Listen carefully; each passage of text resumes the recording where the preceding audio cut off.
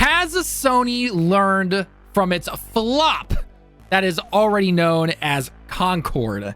You obviously don't know what's going on, which I'll be honestly shocked and surprised. Concord has to be probably one of the biggest flops when it comes to not only live service gaming, but just gaming in general. Like, I'm pretty sure the last flop this big was back in the 80s.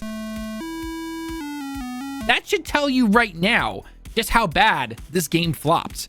The fact that it was around for less than 2 weeks and they took it down, refunded everybody, and then the studio itself was then closed down like a month later.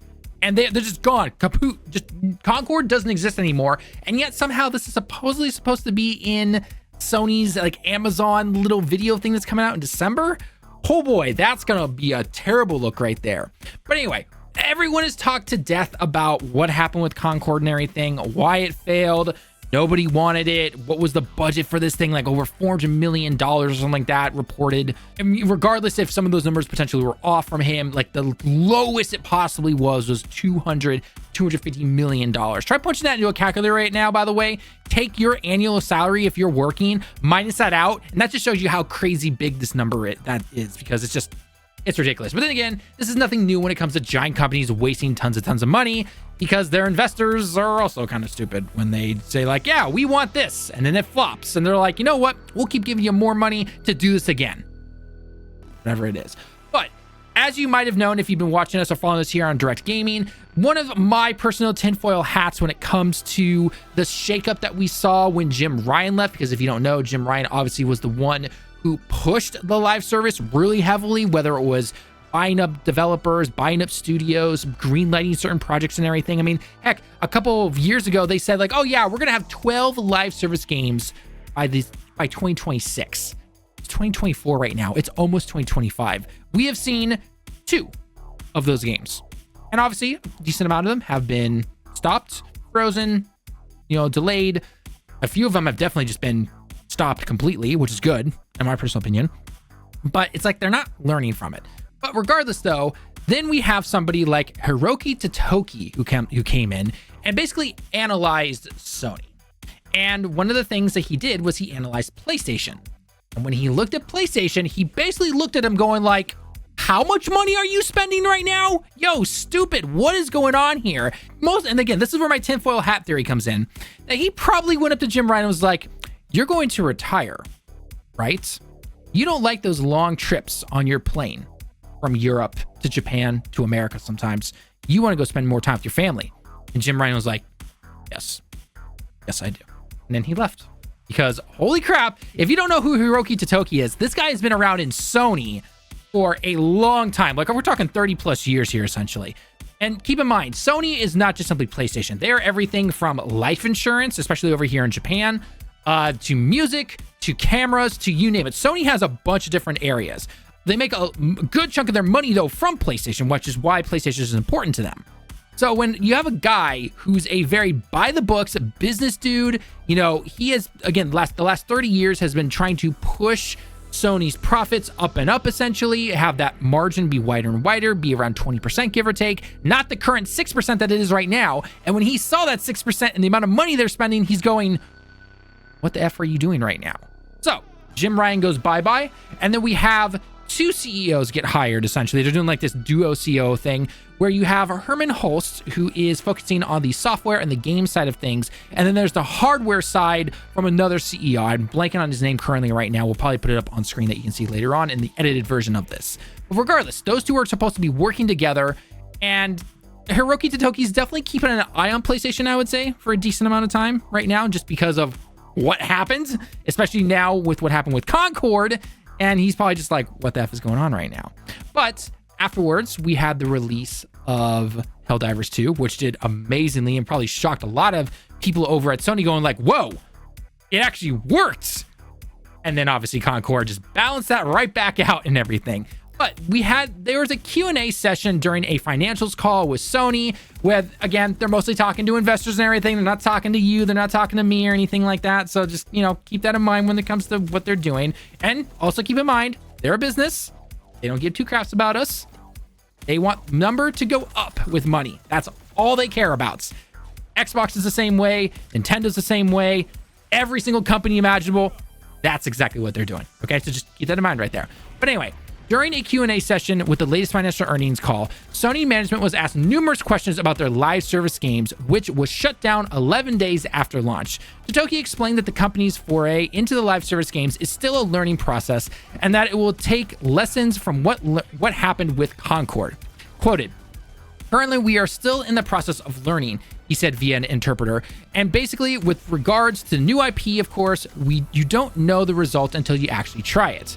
So for us, for our reflection, we probably need to have a lot of gates, including user testing or internal evaluation and timing of such gates.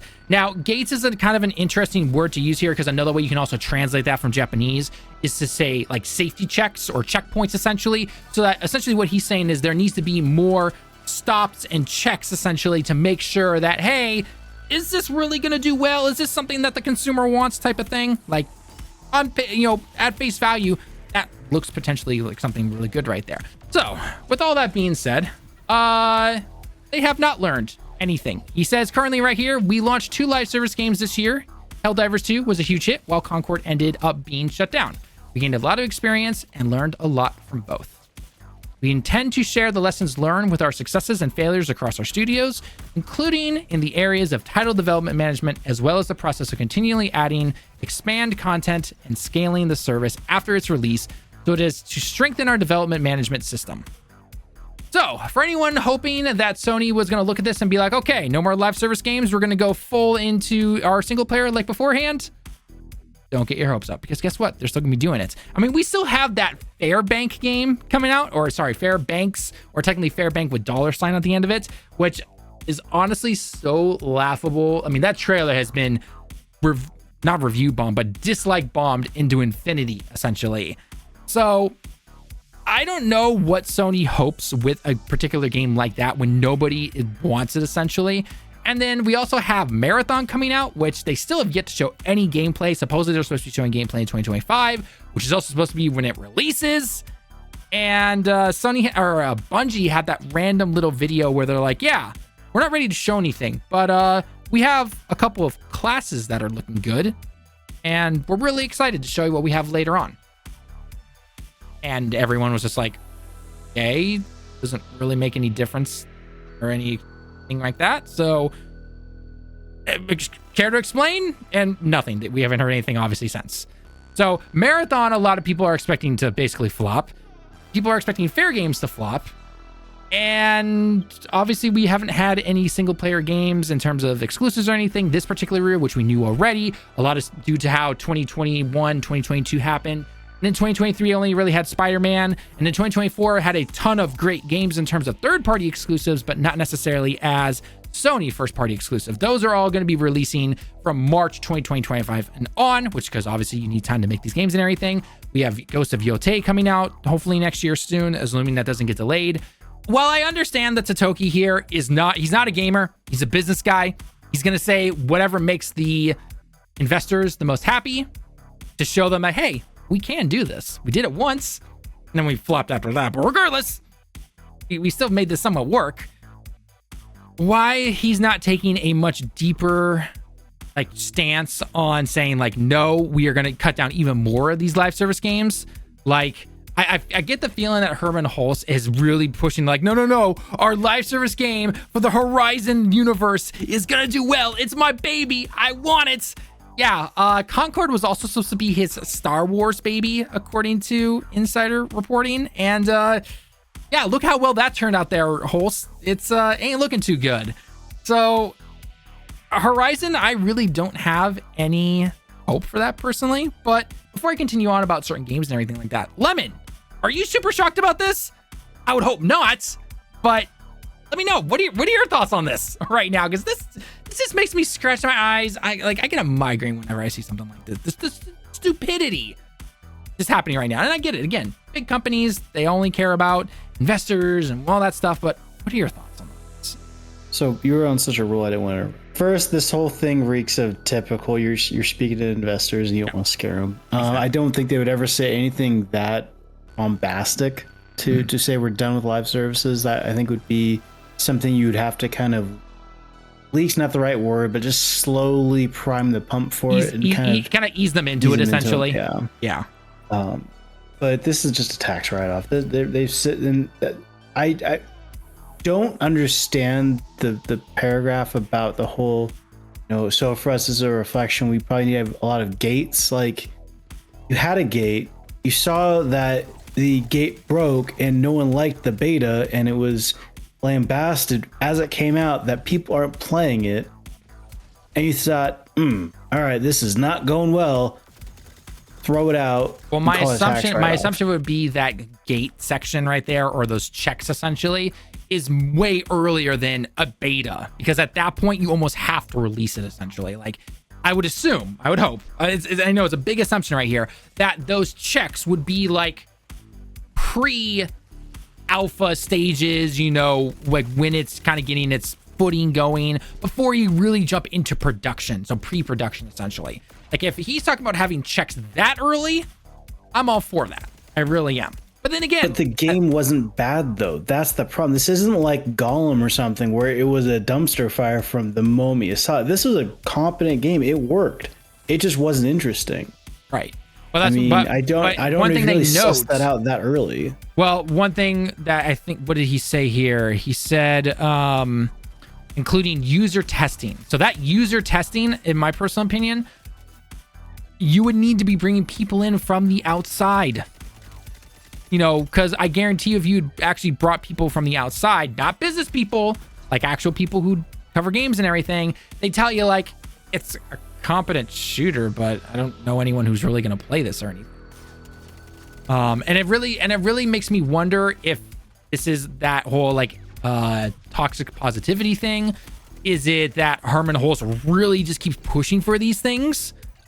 Because the dude has definitely, he is not the lower position than the CEO like Jim Ryan was. He is in the chair now. And so everyone's eyes are on him. And if he keeps greenlighting this stuff or saying, no, this is definitely going to work, and then none of it works, his ass is going to be out of there faster than Jim Ryan. So, like... I don't think... Well, so... Sony's in an interesting position now because Microsoft's kind of bowed out and just kind of chasing their tail at this point. So Sony can afford to flounder a bit. They can't be burning that kind of money, but I think we're going to start seeing less big games out of Sony for a while, because I guarantee you this is a pipeline issue. Mm-hmm. There is something very wrong going on in the internal development studios at Sony right now, just because we haven't seen anything from Night Eye, allegedly, the live service thing.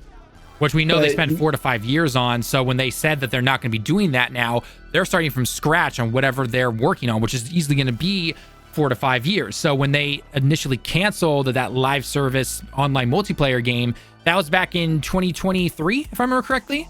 So even if they started right away from that point, making something new, we're not going to see something until 2028 potentially. Yeah, that's what I'm getting at. Like, we're not... The PS5 as a generation's not going to be solid for Sony. They're just not going to have a presence, which is why they're throwing money at, say, Square Enix to, hey, don't put Final Fantasy on Xbox. Yeah. Even though we already know it's not going to sell well there anyway. It doesn't need to sell well. Microsoft loves throwing money at things that aren't going to sell for them. Very true. They've been doing that for the last 10 years. Very true. Although, funny enough, they could easily throw more money at Square, and Square would be like... Well, I think that's what they did. I mean, I really do think we're going to start seeing a lot more stuff from Square Enix, because nothing sells well according to them. So no, nothing ever does. But the thing, well, okay, I mean, we're getting off topic with the whole Square Enix thing, but regardless, like, Square Enix games just don't sell well on Xbox regardless. And Square Enix, even though Square Enix has now said, obviously, for a long time that they're going to go completely multi-platform, they're going to find out real quick, I think, that PC is going to work out, Switch is going to work out, PlayStation will still work out, Xbox, probably not so much. It's just, I think, the truth when it comes to Final Fantasy stuff. And especially with the tone of, oh, it's not on Game Pass, so I'm not going to buy it. But regardless, we're getting off topic there. But going back to, Sony's pipeline and everything like that, it's not looking good, essentially, right now. Now, we obviously knew that in 2024, there were not going to be any first-party games, because they already said that and everything. Starting from March 2025, they are going to then start having more of those games, which we already saw with Yote. Most likely there'll be another one, would be my assumption, whether it's something from one of the other studios. But because of how long it takes to make these games, I'm not really that shocked at it. But again, the perception from the consumers, but be those gamers, casual gamers, you name it, is that overall it feels like there's not much there, even though there are a ton of great games out right now in terms of just games in general. When people buy consoles, they're mostly looking for those first party exclusives. And the first couple of years with PlayStation 5 was either you couldn't find a PlayStation 5, so you can't even play any exclusive they had, whether it was like Returnal or Ratchet and Clank. Then you had some other first party games in like 2022 that were cross-gen. So they are made for PS4 and then upped for PS5. So Horizon Forbidden West, God of War Ragnarok, that kind of stuff. Then in 2023, we finally started to see something like Spider-Man 2. And then we also had, Helldivers release in early 2024. But that's basically been about it. Again, there's been other exclusives and everything that are more third party. But in terms of the Sony PlayStation exclusive first party games, there's not much. Now, obviously we have Yote coming up, and with the typical timeline with consoles, we're expecting probably 2028 is when the PS6 will be released. Just as a wild guess, maybe it's longer. Either they have to really hit home runs back to back to back to back from 2025 until 2028. But if there's still so much focus on these live service games, especially when we see Fairbanks and Marathon, which Marathon, to be fair, is going to every platform because how Bungie, made all that stuff. I don't know how it's going to be interesting to see how history looks back on the PS5. If they keep their current, it is. It's as much as I love playing games on my PS5. Yeah, if you look at it from a strict first party thing, it's not going to look well for them. I mean, heck, this whole generation isn't looking good. People are looking down on the Xbox. People are looking down on the PlayStation 5. Like, the only thing that's still good this generation is Switch. But then again, the Switch came out back in 2017. And then it's a ringer. It's a ringer, right? And so, and with the Switch 2 announcement coming up probably in like February 2025 would be my guess. They're going to wait till after the holidays, obviously, to try and break that PlayStation 2 record, of how many Switches are sold. That will be fine. It's Nintendo, right? But with the way, whether it's how long it takes to make games, how well they run, the lack of bug fixes and everything, the polish that's there, the just crappy live service games in general that we've mentioned multiple times beforehand, feeling like players are getting, nickeled and dimed for everything, even when it comes to the console itself, like the stand and the disk drive and everything.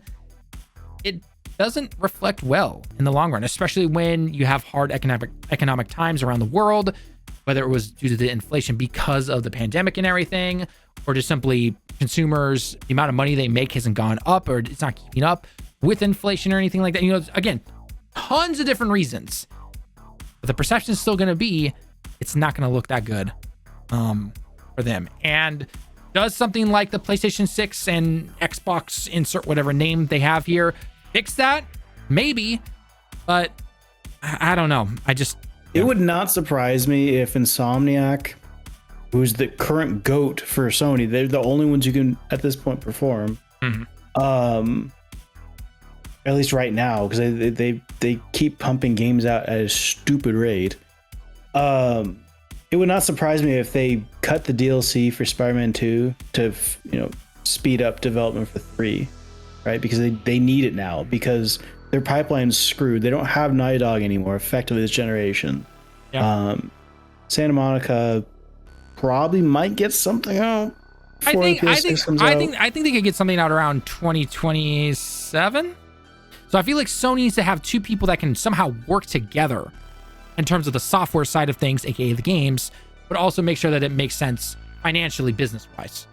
I think if they did something like that, that could potentially do something really good. Yeah. They need Reggie. That's what they need. They need Reggie to come back. And Bobby, yes. How's it going, my man? How is it going? It's going. You were the one who originally sent us this article and everything. And what do you think? Sony ain't learning no lessons in my book personally, but I don't know. What are your personal thoughts? Do you think they learned any lessons? No. I think them saying like I mean, they're being real. They're like, I'm trying to remember. They say like, hey, we're still doing live service, but we're going to focus more on like making sure that the big first party single players are still there for you. Yeah. So the long story short, they're obviously still focusing on both live service and single player games. But the big thing with the live service stuff is to have more checks and to make sure that earlier on things are caught and not, hey, we're only finding out about this now at the beta. So that's the hope, at least. Yeah, I don't know what they like. Yeah, did they just? My question about that is, did they just like buy Firewalk and just go, yeah, cool, like whatever? Yeah. Like what the fuck were they doing? I don't know. I mean, based on what we saw from like Colin Moriarty's source and everything, and other reportings, is that this was supposed to be Herman Hulst's Star Wars baby, essentially. Well, yeah, because like we heard that Herman Hulst saw something super early, right? Mm-hmm. And was like, "Oh, this is gonna be awesome." And that, like, I don't know. With that, it just seems like he saw something, or maybe he saw like some concept art and was like, "This could be really rad." And then they put it together and made it like, okay, so you guys know I liked Concord, right? I actually really loved it because I'm old and it was like straight up like boomer shooter, old school Halo, like early Destiny vibe. And I dig that. Like, I'm okay with that. And I like that kind of like slower pace shooter. But like nobody else liked that game. I'm realistic about it. Like, and it went away. So it sucks, but you know, that's just the market spoke. I wonder if he saw because there's that concept art that started spilling out onto the internet after the game was canceled and everything, and a lot of people were like, "That actually looks decent. That actually looks good." Like some of the concept art and everything. So maybe that's what I'm saying. Like, right. So maybe Herman saw that along with whatever they initially had planned, but due to how long this game was in development for what? 8 years or something like that? No, it was not, Tallen. No, it was not. Well, no, okay, come on. Okay, not full they development. Said it was in full development for 2 years. They said there was like, you know, the scribblings on a napkin 8 years ago. Right, 8 years ago. When they finally put together the studio and to start it, that was like 4 years ago. 4 years? Yeah, it was there was like the first few employees like 6 years ago. Then they started actually getting the studio together 4 years ago, and then they said the game started actually being really made like 2.5 years ago. Okay. So regardless though, sometime between that napkin scribble stuff to it being made, there should have been a lot more like, is this actually going to work out well? Should we be looking at what is currently going on? Because part of it also feels like, you know, this was an initial response to Overwatch being released, if I remember correctly, right? And then wanting to make some kind of shooter in that realm. Yeah, when we hear 8 years, that's when Overwatch came out, and it's probably that's when the napkin scribbling started. And we're like, wouldn't it be cool to make this type of game? Like, let's think about that. And then, yeah, they went through a couple years and all that. What it just sounds like to me is it sounds like the same shit that happened with Redfall, though. Is like they had an early idea and we're like, cool, live service, it's going to make money. Yep. It's good, whatever. Like, cool, just do it. Throw it together, whatever, fuck it. We're not going to check, just do it. Yep. And Firewalk also, like, the big thing that I absolutely hated hearing, because I fucking hate hearing this. And Lemon, you could back me up. Is the blank magic. Like, they thought they had like the BioWare magic, the Bungie magic, that kind of shit. The toxic positivity of like, no, this is gonna be great, man. Yep. It's gonna be great. It's like, ugh, who the fuck thinks like that? Like, you gotta take a step back and go like, is this good or is this ass? Like, well, I mean, that's what people did with Death Stranding. I mean, it has to be good. Has to be magical. It's Kojima game. And what do we get? A fucking goddamn USPS simulator. Hey, what is this shit? Hey, Lemon, come on now. The Xbox fans are so happy right now that they have that walking simulator. After talking their shit. Wait, hasn't that game been on PC already for a few years? if it's on Xbox, people don't buy it. We've gone through this already. I know we've got multiple times. I wonder how it's going to affect fair game. Is it fair games or something like that? A steal from the rich thing. Like I'm just like, there's no way.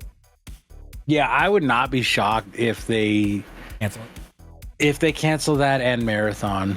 Marathon. Like if they do a beta of Marathon and it goes that way. I mean, I don't think a beta of Marathon would go that bad, but if they do, let's say they do 2 betas like they did with Concord, right? And Marathon didn't like the first because it's Bungie. It's attached to Bungie, right? So it's gonna get players. But then the second time they do it, it like drops by like 90%. They're gonna kill that game. Like they're gonna just be like, okay, we're writing it off. Fuck it, we're not releasing this.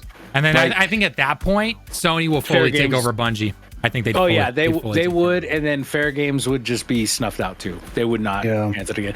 The thing with live service games that these companies don't understand is that there is a ton of room for PvE still. If you can create a unique experience that speaks to people, whether that is like with the First Descendant Waifu Simulator or with Helldivers, just goofy ass fun, right? There's a lot of in the PvE space that can be messed around with, and you could create fun experiences for people and get a set of players, right? Sea of Thieves still has players, sort of. Well, then you also have, I mean, just your Warhammer. Right? Yeah. Well, Warhammer's not really a live service. It's not really a live service game, but it really delves into that kind of more PvE style thing. Like I know they've got a PvE section to it, but they've got a lot of PvE stuff, which I think has worked out really well for them. That's what I'm talking about. Like that Spider-Man game could have actually done really well, I think, and I don't know why they just bailed on it. Probably cost, honestly, infrastructure, servers, all that stuff. I think personally. Yeah, but if you got Spider-Man, like that shit's gonna sell. I don't give a fuck. Like you put a Spider-Man multiplayer game and you let someone like play as Peter, play as Penny, you know, play as Ben Reilly, play as Miles, right? Play as Gwen Stacy, and then you can buy all their costumes. That is gonna make a fuck ton of money. Like that is gonna make so much money their heads would be spinning. And they just were like, no, I guess not. It's like maybe they try to go more into the Horizon stuff or something, or again, they really thought Concord was going to be better than Spider-Man. Who knows? Yeah, it's wild. What were we going to say, Lemon? I was saying, isn't that the issue with like Avengers though? Avengers should have printed money. It didn't. Like, yeah, but Avengers there is a limit. Avengers got a bad rap from the beginning because Spider-Man, right, comes out. First of all, Spider-Man is leaps and bounds the most fucking popular superhero in the planet. Like by multiple. No, Spider-Man is the most popular superhero on the planet. It is. By like multitude of like 2.5 or something. Even over Batman and Superman. Really? Over Batman? Okay. Yeah, it's wild. Spider-Man is the biggest earning superhero by a wide margin. The most popular superhero by a wide margin. It's pretty wild. And like I know, like I'm a Spider-Man like fanboy. I've loved Spider-Man since I was a kid. So you're biased. Okay. I am 100% biased.